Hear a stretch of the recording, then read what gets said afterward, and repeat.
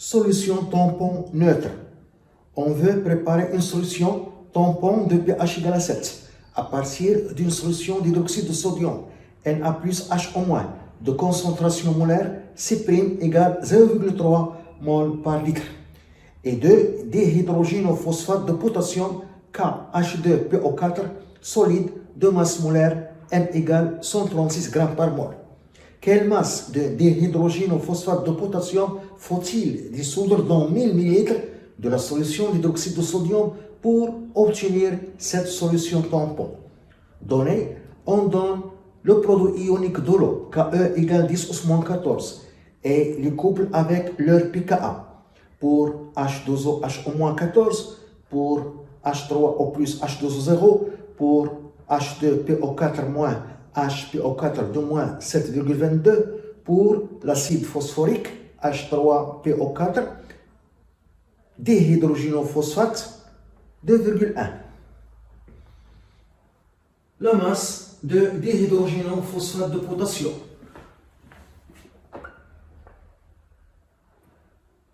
La masse de KH2PO4 qu'il faut dissoudre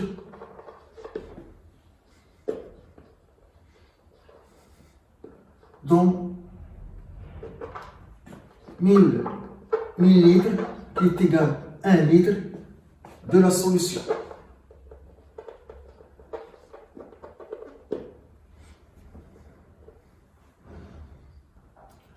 Dans cette solution aqueuse, il y a les réactions suivantes. D'abord, dihydrogénophosphate de potassium se dissocie totalement dans l'eau car est un sel. KH2PO4 s'ionise totalement dans l'eau en K+, plus ion dihydrogénophosphate H2PO4-. On a ici le coefficient stoichiométrique 1, et ici le coefficient stoichiométrique 1, et ici le coefficient stoichiométrique 1. Donc, 1 mol d'hydrogénophosphate de potassium donne 1 mol d'ion potassium et 1 mol d'ion dihydrogénophosphate. 100 mol dihydrogénophosphate de potassium donne 100 mol d'ion potassium et 100 mol d'ion dihydrogénophosphate. D'une façon générale, 1 mol de dihydrogénophosphate de potassium donne 1 mol d'ion K+, et 1 mol d'ion dihydrogénophosphate. Donc la quantité de dihydrogénophosphate de potassium est égale à la quantité d'ion dihydrogénophosphate. K+ est un ion inactif, ne réagit pas avec l'eau. Par contre, l'ion dihydrogénophosphate est un ampholyte, peut réagir avec l'eau comme un acide et peut réagir avec l'eau comme une base. Lorsque dihydrogénophosphate réagit avec l'eau comme un acide, on obtient H2PO4- dihydrogénophosphate plus H2O donne acide fourni important H+, se transforme en hydrogénophosphate. Ion hydrogénophosphate HPO4 de moins plus H3O+. Lorsque dihydrogénophosphate réagit avec l'eau comme une base, on obtient H2PO4- plus H2O base va capter un proton H+, et se transforme en acide phosphorique H3PO4 plus HO-. Dans la solution, il y a l'ion hydroxyde HO- qui est une base. Donc, va réagir avec l'ion dihydrogénophosphate comme un acide. Ion dihydrogénophosphate H2PO4- plus ion hydroxyde H- donne acide va fournir un proton H+, se transforme en ion hydrogénophosphate HPO4 de moins plus H12.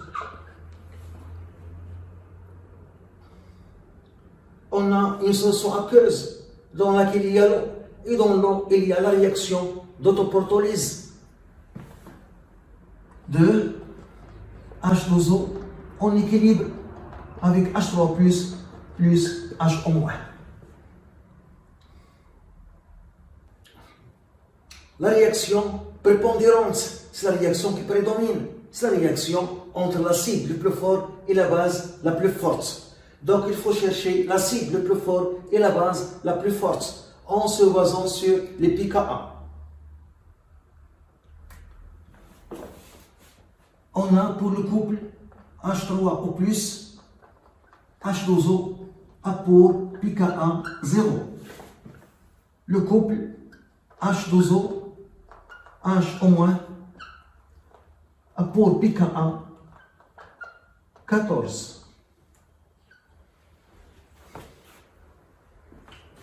Pour le couple dihydrogénophosphate H2PO4-, hydrogénophosphate HPO4- a pour pKa 7,22. Et pour le couple acide phosphorique H3PO4 ion dihydrogénophosphate H2PO4- a pour pKa 2,1.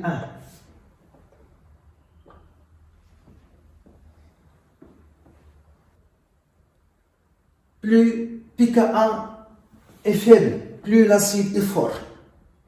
Donc l'acide le plus fort qu'on a ici, c'est l'acide ion oxonium H3+, qui a pour pKa 0. Mais on n'a pas ici cet ion oxonium comme réactif.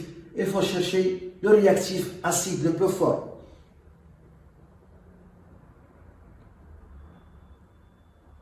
Après cette valeur de pKa 0, on a 2,1 pour l'acide phosphorique. On n'a pas ici l'acide phosphorique comme réactif. On a l'ion dihydrogénophosphate comme réactif. C'est l'acide le plus fort qui va réagir avec la base la plus forte. Et plus pKa est grande, plus la base est forte. La base la plus forte, c'est l'ion hydroxyde, HO-, car il a la plus grande pKa, 14. Et on a ici l'ion hydroxyde comme réactif. Donc, il y a réaction entre l'acide le plus fort, acide dihydrogénophosphate, avec la base la plus forte, ion hydroxyde HO-. C'est la réaction prépondérante. La réaction prépondérante, c'est la réaction entre ion dihydrogénophosphate, H2PO4- et l'ion hydroxyde HO-. Acide base, le fluorine un proton H+, et se transforme en ion hydrogénophosphate, HPO4- plus H2O.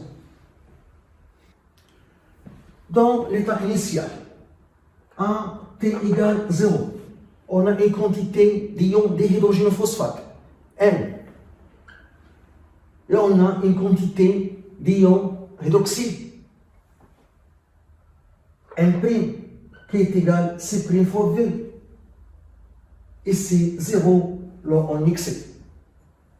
À l'équilibre, dans l'état final, ici N moins X à l'équilibre, ici N' moins X à l'équilibre, ici X à l'équilibre. On voit que la concentration de l'ion hydrogénophosphate HPO4- est égale X à l'équilibre sur le volume. Et la concentration de dihydrogénophosphate H2PO4- est égale la quantité de matière sur le volume, N moins X à l'équilibre sur le volume V. Pour déterminer X à l'équilibre, il faut calculer la quantité d'ion HO- à l'équilibre en utilisant le produit ionique de l'eau. KE est égal à la concentration de l'ion oxonium H3+ fois la concentration de l'ion hydroxyde HO-. Donc, la concentration de l'ion hydroxyde HO- est égale KE sur la concentration de l'ion oxonium H2O+, qui est égale 10 - 14 sur 10 - pH. Donc la concentration de l'ion hydroxyde HO- est égale à 10 au moins 14 pH est égal à 7. On veut une solution tampon de pH égale 7. 10 au moins 7. Donc on trouve 10 au moins 7 mol par litre. Et la quantité d'ion hydroxyde HO- à l'équilibre, c'est la concentration de l'ion hydroxyde fois le volume V. Le volume V est égal à 1 litre. Donc 10 au moins 7 fois 1 est égal à 10 au moins 7 mol. Cette quantité d'ion hydroxyde HO-, c'est la quantité à l'équilibre. Donc 1' moins X à l'équilibre est égal à 10 au moins 7. Ce qui donne X à l'équilibre est égal à 1' moins 10 au moins 7. Et 1' C' fois V. Donc X à l'équilibre est égal à C' fois V moins 10 au moins 7. C', la concentration de la solution d'hydroxyde de sodium, 0,3 mol par litre, et V, c'est 1 litre, moins 10 au moins 7. Donc est égal à 0,3 moins 10 au moins 7. Cette valeur, 10 au moins 7, négligeable devant 0,3. Donc on peut écrire X à l'équilibre presque égal à 0,3 mol. On a la concentration de l'ion hydrogénophosphate est égale à X à l'équilibre sur V. Donc la concentration de l'ion hydrogénophosphate HPO4 de moins est égal à X à l'équilibre sur V, qui est égal à 0,3 sur 1 est égal à 0,3 mol par litre. Et pour calculer la concentration de l'ion dihydrogénophosphate, on applique la relation entre pH et pKa. On a pH est égal à pKa plus logarithme la concentration de la base qui est ion hydrogénophosphate HPO4 de moins sur la concentration de l'acide qui est l'ion dihydrogénophosphate H2PO4. Donc, logarithme du rapport ion hydrogénophosphate HPO4 de moins sur la concentration de l'ion dihydrogénophosphate H2PO4 est égal à pH moins pKa. Donc, logarithme du rapport concentration de l'ion hydrogénophosphate HPO4 de moins sur la concentration de l'ion dihydrogénophosphate H2PO4 moins est égal à pH 7 et pKa 7,22. On trouve moins 0,22. Donc, le rapport concentration de la base ion hydrogénophosphate sur la concentration de l'ion dihydrogénophosphate est égal à 10 au moins 0,22, qui est égal à 0,6. Donc la concentration de l'ion dihydrogénophosphate est égale à la concentration de l'ion hydrogénophosphate sur 0,6, qui est égal à 0,3 sur 0,6, qui est égal à 0,5 mol par litre. Pour trouver la masse, je reviens à cette relation. On a la concentration de l'ion dihydrogénophosphate est égal à N moins X à l'équilibre sur le volume V, ce qui donne la concentration de l'ion dihydrogénophosphate fois le volume V est égal à N moins X à l'équilibre. Donc, N, la quantité d'hydrogénophosphate de potassium égale N est égal à la concentration de l'ion dihydrogénophosphate fois V plus X à l'équilibre. Donc N est égal à la concentration de l'ion dihydrogénophosphate 0,5 fois le volume 1 litre, on veut 1 litre, plus X à l'équilibre 0,3. Donc on trouve N est égal à 0,8 mol. Donc N c'est la quantité de dihydrogénophosphate de potassium qui est égal à petit r sur grand R qui est égal à 0,8. Donc la masse N de dihydrogénophosphate de potassium est égale à 0,8 fois la masse molaire. 0,8 100 fois 136. On trouve M égale.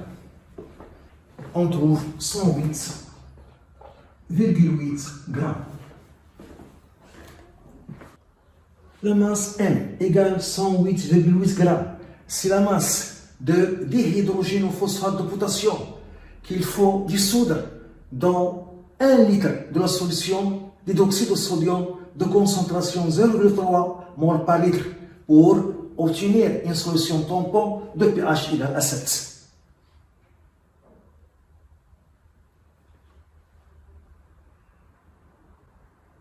La solution tampon est une solution dont le pH varie peu ou presque ne varie pas lorsqu'on ajoute une quantité modérée des ions oxonium H3+, ou bien des ions hydroxyde HO-, ou bien de l'eau.